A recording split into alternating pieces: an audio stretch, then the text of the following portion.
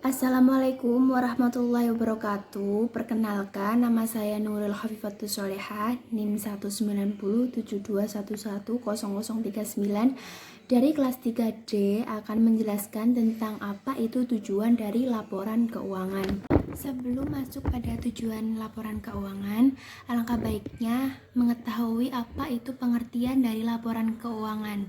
Pengertian laporan keuangan dapat dipahami sebagai hasil dari proses akuntansi yang dapat digunakan sebagai alat untuk berkomunikasi antara data keuangan atau aktivitas suatu perusahaan dengan pihak-pihak yang berkepentingan. Jenis-jenis laporan keuangan. Setelah transaksi yang terjadi di dalam dasar akuntansi, kemudian transaksi tersebut dilaporkan kepada pihak luar perusahaan yang memerlukannya. Laporan keuangan menurut pernyataan terstandar laporan keuangan nomor 1 tahun 2002 terdiri atas 5, yaitu 1. Neraca. Neraca merupakan catatan yang sistematis mengenai transaksi ekonomi yang dilakukan oleh penduduk suatu negara dengan penduduk negara lainnya dalam jangka waktu tertentu. Yang kedua adalah laporan laba rugi. Laporan ini adalah laporan yang tidak lepas dari kegiatan usaha dalam bentuk apapun. Laporan ini digunakan sebagai informasi mengenai pendapatan dan beban. Yang ketiga adalah laporan perubahan modal. Laporan perubahan modal adalah laporan untuk mengenai perubahan modal suatu perusahaan dalam jangka 1 tahun, 1 bulan, maupun 1 semester. Yang keempat adalah laporan arus kas. Laporan arus kas adalah laporan yang memuat mengenai ringkasan penerimaan dan pengeluaran kas suatu badan usaha yang terjadi selama 1 periode, 1 bulan, 1 semester, ataupun 1 tahun. Yang kelima adalah catatan atas laporan keuangan. Catatan atas laporan keuangan adalah laporan yang memuat penjelasan mengenai pos yang ada dalam neraca, yaitu neraca, laporan laba rugi, laporan arus kas, laporan perubahan modal, laporan dan laporan yang lainnya. Tujuan laporan keuangan.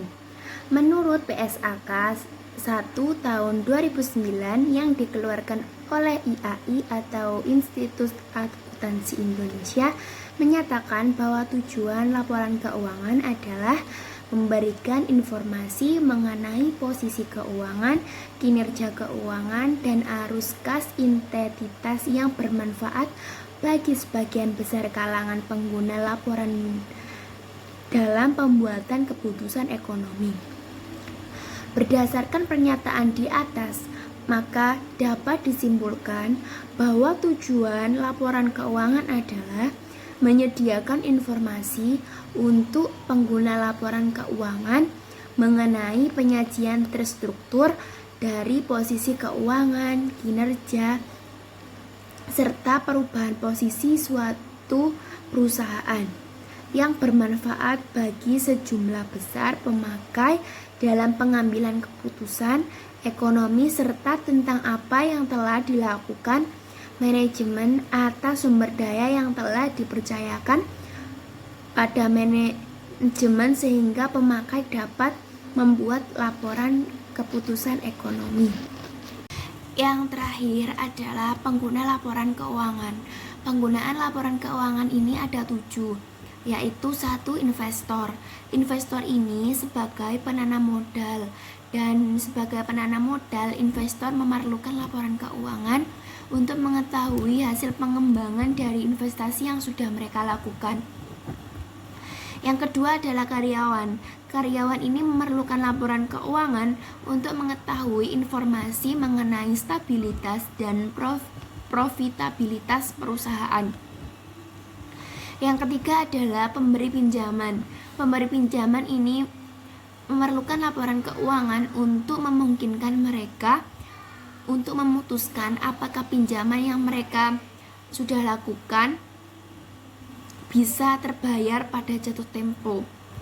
Yang keempat adalah pemasok dan kreditor.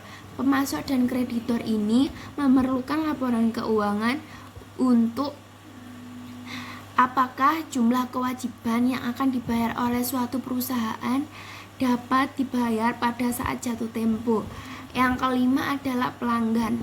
Pelanggan memerlukan laporan keuangan sebagai alat untuk mengetahui informasi mengenai kelangsungan hidup perusahaan. Yang keenam adalah pemerintah. Pemerintah memerlukan laporan keuangan sebagai